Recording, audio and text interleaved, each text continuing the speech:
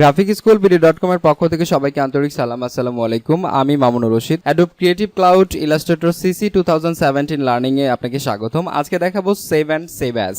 তো আমরা কিভাবে সেভ করব, একটা ফাইলে কাজ করার পর, একটা ডিজাইন ক্রিয়েট করার পর আমরা সেটা সেভ করে রাখবো এবং সেটা কি করে ওপেন করব সেটা নিয়ে আজকে ডিসকাস করব।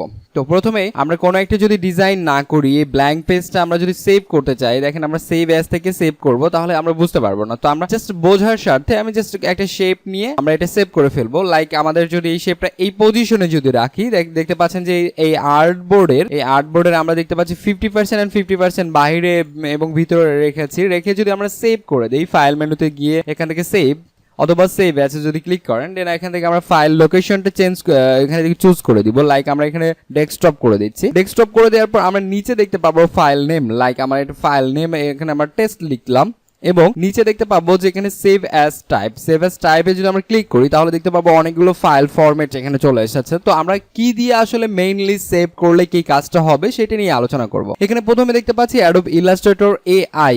এই ইলাস্ট্রেটর ফাইল অ্যান্ড এআই ফাইলে যদি আমরা সেভ দিয়ে রাখি, সেক্ষেত্রে আমরা যেটা সোর্স ফাইল, যেটা ডিজাইন করবেন, আপনি এডিট করতে পারবেন, এডিটেবল ফাইল, সেই ফাইলটা আপনার সেভ হয়ে যাবে এবং ইপিএসটাও সেইভাবে আপনার সেভ হয়ে যাবে। এবং উপরে দেখতে পাচ্ছি যে আমরা অ্যাডোব পিডিএফটা হচ্ছে যে প্রিন্ট রেডি ফাইল। পিডিএফটা হচ্ছে যে আপনার যদি কোনো একটা ডিজাইন আপনি প্রিন্ট করতে চান, ডিজাইন একদম কাজ কমপ্লিটের পরে যদি আপনি প্রিন্ট করতে চান, সেক্ষেত্রে অবশ্যই আপনাকে এখানে পিডিএফ ফাইলে আপনি রেখে কিন্তু সেটা করতে পারবেন। তো আমরা জাস্ট এখানে এআই ফাইলে আমরা সেভ দিব। সেভ দেওয়ার পর আমরা টেস্ট লিখে আমরা এখানে যদি সেভে যদি ক্লিক করি, তাহলে দেখতে পাবো যে এইরকম একটা এখানে ইলাস্ট্রেটর অপশন চলে আসবে। সো ইলাস্ট্রেটর অপশনে এখানে আমি ড্র্যাগ অ্যান্ড ড্রপ করেছি এই কারণে যে আমার আরেকটা স্ক্রিনে এটা চলে এসেছিল, সেক্ষেত্রে আমি জাস্ট এখান থেকে ড্র্যাগ এন্ড ড্রপ করেছি। ওকে, তো আমরা এখানে দেখতে পাবো যে ভার্সন রয়েছে। সো ভার্সনের এখানে ইলাস্ট্রেটর সিসিটা এখানে শো করছে, কারণ আমরা ইলাস্ট্রেটর সিসি 2017 কাজ করছি, এই জন্য অটোমেটিকলি আপনারা এখানে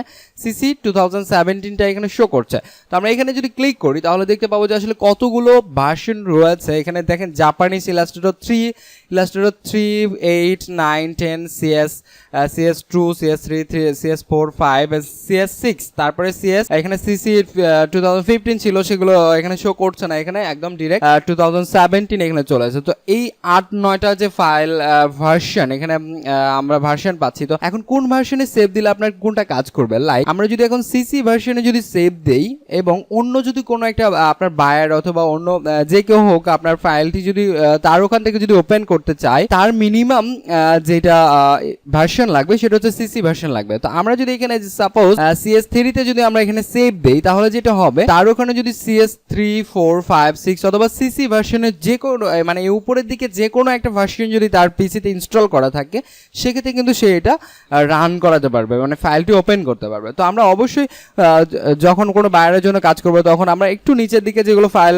ভার্সন রয়েছে, তো আমরা এইগুলো দিয়েই আমরা করব। তো সম্ভবত এখনো অনেকেই আছে যারা CS3 ইউজ করে, তো সেই জন্য আমরা হয়তো CS3টা এখানে আমরা দিয়ে ওকে প্রেস করে দিব, তাহলে আমাদের এটি ফাইলটি সেভ হয়ে যাচ্ছে। লাইক আমরা এটা জাস্ট ক্যান্সেল করে দিচ্ছি। ক্যান্সেল করে দেওয়ার পরে যদি আমরা এখান থেকে ওপেন করি, ওপেন করার পর আমরা এখানে দেখতে পাবো যে টেস্ট এআই রয়েছে এখানে, এবং ওপেন করে দিলে এখানে ওপেন চলে আসবে। এবং ওপেন করার পর দেখতে পাবো যে 50% যে আর্টওয়ার্কে ছিল আগে, সেই 50% কিন্তু আর্টওয়ার্কে এখানে থাকছে, এবং আর বাকি 50% কিন্তু হচ্ছে যে আপনার বাইরে চলে যাচ্ছে।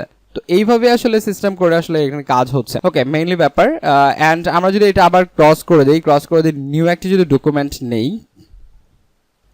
লাইক এখান থেকে আমরা নিউ একটি ডকুমেন্ট নিচ্ছি। নিউ একটি ডকুমেন্ট নেওয়ার পর আমরা যদি আবার কোনো একটা যদি এখানে কাজ করার পর এখানে যে আমরা কালার দিয়ে দিচ্ছি সেভ অ্যাজ থেকে আমরা দেখতে পাবো কি ওই সেমটা এখানে থাকছে। আমরা আর কি ফাইল, সাপোজ এই জিনিসটাই আমরা কি করতে পারি, এখন আমরা প্রয়োজন হতে পারে কোনো একটা ওয়েবসাইটে আমরা ইউজ করবো। তো আমরা যেটা এআই ফাইলে যেটা আমরা সেভ দিলাম, সেটা কিন্তু আমরা কোনো ওয়েবসাইটে ইউজ করতে পারবো না। তো সেই ক্ষেত্রে আমরা যেটা করতে হবে, অবশ্যই আমাদের এখানে এক্সপোর্ট করতে হবে। তো আমরা যদি এক্সপোর্টে যাই, ফাইল মেনু থেকে এক্সপোর্ট থেকে আমরা এক্সপোর্ট অ্যাজ এ আসার পরে এখানে আমরা জাস্ট এখানে আমরা পিসির যে লোকেশনটি রয়েছে সেটা আমরা ডেস্কটপ করেছি। এখানে এবার দেখতে পাবো যে সেভ অ্যাজ টাইপ যেটা রয়েছে, সেখানে দেখেন অনেকগুলো এখানে টাইপ রয়েছে। সো আমরা এখানে ফাইল ফরম্যাট গুলো দেখবো কি আছে। আমরা যেটা সম্ভবত যেগুলো সবচেয়ে বেশি কাজ করে থাকি, পিএনজি হচ্ছে ব্যাকগ্রাউন্ড ট্রান্সপারেন্ট, ব্যাকগ্রাউন্ড থাকবে, ব্যাকগ্রাউন্ডটা একদম ট্রান্সপারেন্ট থাকবে, ব্যাকগ্রাউন্ডে কোনো কিছুই থাকবে না, এইভাবে কাজ করবে পিএনজিতে। আমরা জানি যারা ফটোশপ শিখেছি আগে, এবং জেপিজি সম্পর্কে আমরা জানি যতটুকু আর্ট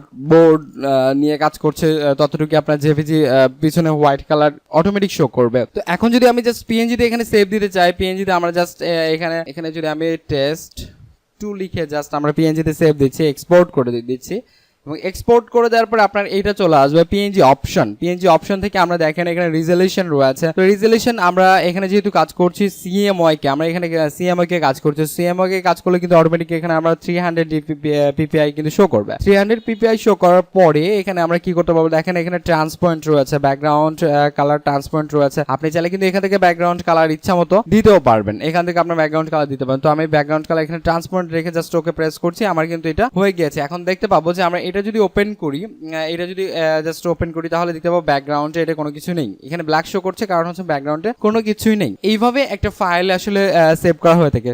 সো এই ছিল আজকে টিউটোরিয়াল। সবাইকে অসংখ্য ধন্যবাদ। আসসালামু আলাইকুম।